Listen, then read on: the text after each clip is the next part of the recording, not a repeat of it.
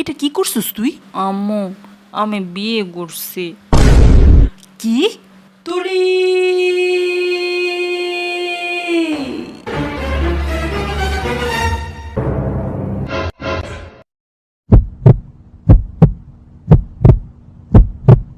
আম্মু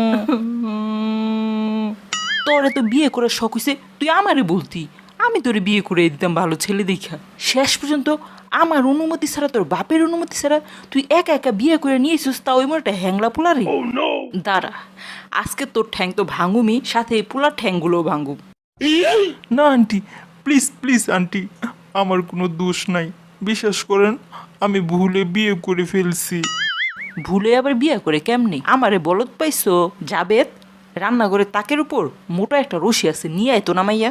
ওরে বাবা রে আন্টি, আমি তো বললাম আমি ভুলে বিয়ে করে ফেলছি, আমার কিছু কইরেন না। এই নেন আপনার মেয়ে, আমি বাসায় যাই। এই কই যাও? তোমার বউকে খাওয়াবে কি? আমি ঠেলা গাড়িতে করে ভাত তরকারি পাঠিয়ে দিব, এখন আমার ছাড়ো ভাই। খামোশ।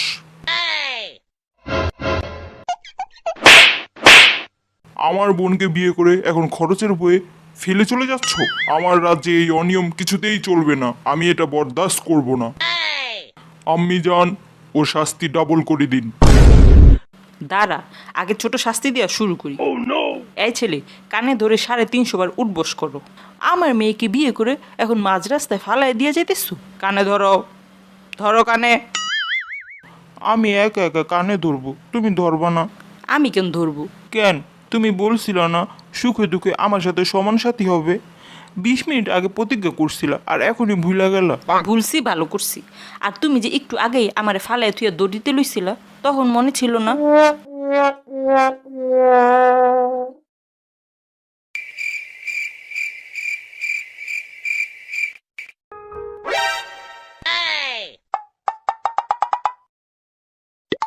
তন্ময় গেল কই? আমার লাল শাড়ি, ওটাও তো নাই। যাক, ভালোই হইছে।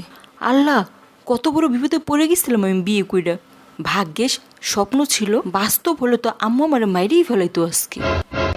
ধুত তারিকা, আমি তো জেরিনকে বিয়ে করছিলাম।